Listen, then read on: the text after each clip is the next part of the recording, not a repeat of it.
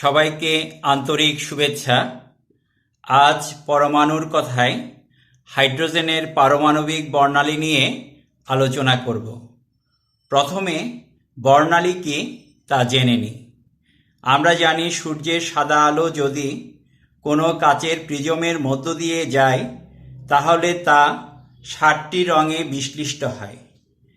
Prism থেকে নির্গত আলোকরশ্মিগুলোকে যদি কোনো পর্দার উপর ফেলা হয় তাহলে পর্দায় 7টি রঙের পট্টি দেখা যায়। আলোর এই রঙিন পট্টিকে বর্ণালী বলে। প্রিজমের মধ্য দিয়ে যাওয়ার সময় সাদা রঙের আলো 7টি মূল রঙের আলোতে বিশ্লিষ্ট হওয়ার প্রণালীকে আলোর বিচ্ছুরণ বলে।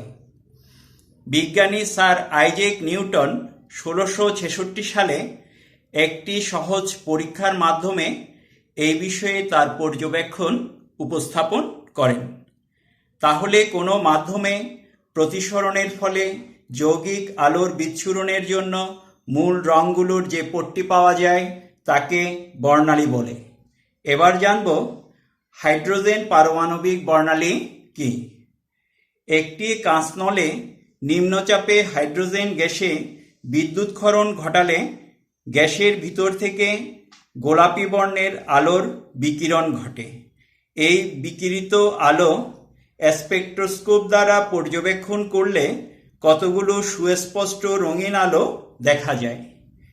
এ আলোর রেখাগুলোর সমাহারকে হাইড্রোজেন পারমাণবিক বর্ণালী বা রেখা বর্ণালী বলে।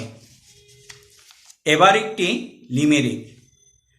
বর্ণালী তো আর কিছু নয়, রঙিন আলোর খেলা।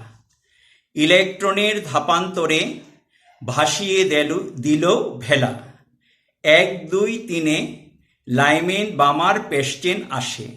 ব্রাকেট ফুন্ট হামফ্রিজ 4 5 6 হাসে। এসেছে রিডবার্গ সমীকরণ, বসিয়েছে হিসাবপাতির মেলা। বোর পরমাণু মডেল অনুসারে ইলেকট্রন তাপশক্তি শোষণ করে নিম্ন শক্তি স্তর থেকে উচ্চ শক্তি স্তরে লাফিয়ে চলে এবং পরে ওই শোষিত শক্তি বিকিরণ করে পূর্বের নিম্ন শক্তি স্তরে লাফিয়ে চলে আসে। এইভাবে শক্তির শোষণ ও বিকিরণের ফলে কালো বর্ণের শোষণ বর্ণালী ও উজ্জ্বল বর্ণের বিচ্ছুরণ বর্ণালী সৃষ্টি করে। এই ক্ষেত্রে শক্তির শোষণ বা বিকিরণ শক্তিস্তর দুইটির শক্তির পার্থক্যের সমান। এই স্বীকার্যের উপর ভিত্তি করে খুব সহজে হাইড্রোজেনের পারমাণবিক বর্ণালী ব্যাখ্যা করা যায়।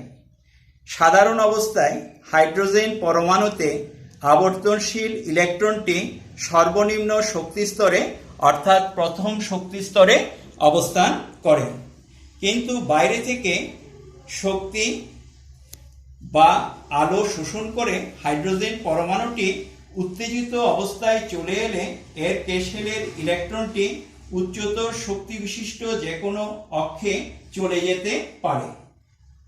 এখন যেহেতু কিছু পরিমাণ হাইড্রোজেন গ্যাসের মধ্যে অসংখ্য পরমাণু বিদ্যমান, তাই ভিন্ন ভিন্ন পরমাণুর ইলেকট্রন ভিন্ন ভিন্ন পরিমাণ শক্তি শোষণ করে ভিন্ন ভিন্ন শক্তি স্তরে উন্নীত হয়। এরপর বাহ্যিক শক্তির উৎস সরিয়ে নিলে ওই ইলেকট্রনগুলো পুনরায় নিম্নতর শক্তি বিশিষ্ট যে কোনো কক্ষপথে ফিরে আসে এবং বর্জিত শক্তি বিভিন্ন কম্পাঙ্কের বিকিরণ রূপে নির্গত হয়ে বর্ণালীতে রেখার আকারে দেখা দেয়। সুতরাং দেখা যায় হাইড্রোজেন পরমাণুতে একটি ইলেকট্রন থাকলেও ওই ইলেকট্রনটির জন্য অনেকগুলো সম্ভাব্য কক্ষপথ বর্তমান। এই কারণে হাইড্রোজেন বর্ণালীতে অনেকগুলো রেখা পাওয়া যায়। বিভিন্ন বিজ্ঞানী হাইড্রোজেনের বর্ণালীর চিত্র আবিষ্কার করেন। তাদের নামানুসারে হাইড্রোজেনের রেখা বর্ণালীর বিভিন্ন নাম আছে।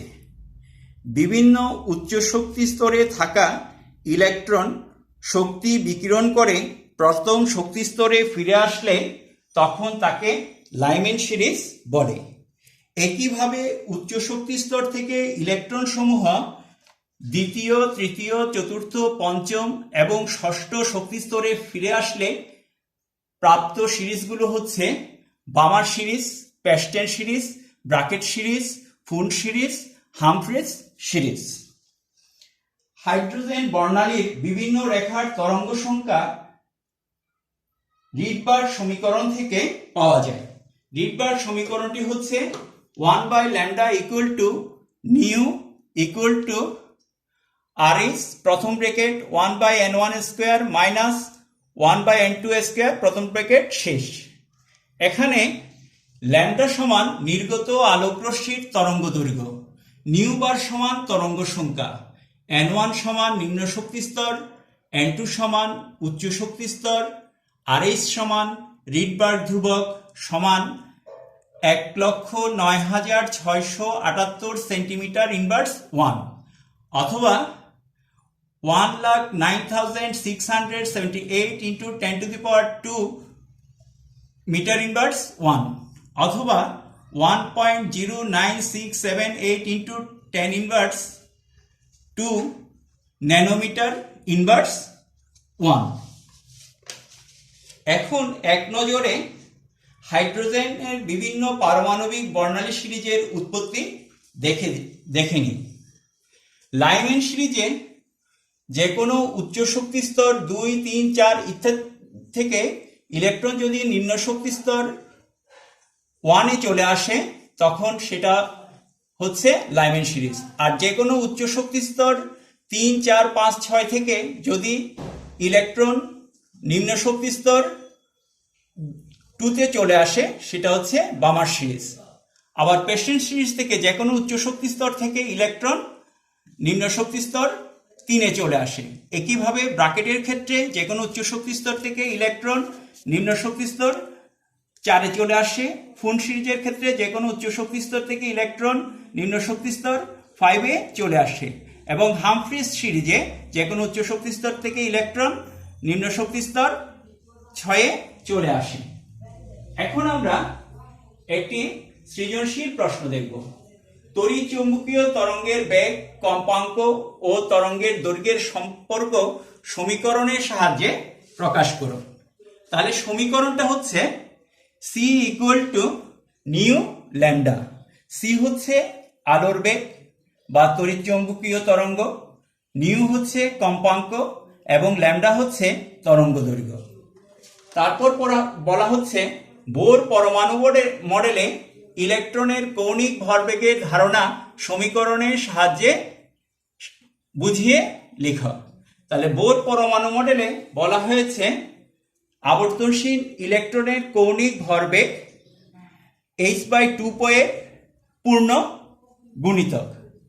তাহলে এখানে mvr equal to nh/2π, m equal to ইলেকট্রনের ভর, v ইকুয়াল টু ইলেকট্রনের রৈখিক বেগ, r ইকুয়াল টু কক্ষপথের ব্যাসার্ধ, n হচ্ছে 1, 2, 3 ইত্যাদি পূর্ণ সংখ্যা যেটাকে বলা হয় প্রধান কোয়ান্টাম সংখ্যা, h হচ্ছে প্লাঙ্কের ধ্রুবক। এরপরে বলা হয়েছে উদ্দীপকের চিহ্নিত শক্তিস্তর দ্বয়ের মধ্যে ইলেকট্রনের ধাপান্তরে সৃষ্ট তরঙ্গের তরঙ্গ দৈর্ঘ্য নির্ণয় করো। তাহলে এখানে নিম্ন শক্তি স্তর n1 হচ্ছে ক্যাশেল, তাহলে ক্যাশেলের কত হবে 1। এরপরে ইলেকট্রনটা যে শক্তি স্তরে অবস্থিত উচ্চ শক্তি স্তর সেখানে n সমান হচ্ছে 4। আর এখানে রিডবার ধ্রুবক আমরা ব্যবহার করব ন্যানোমিটারে, অর্থাৎ 1.09678 ইন্টু 10⁻² ন্যানোমিটার।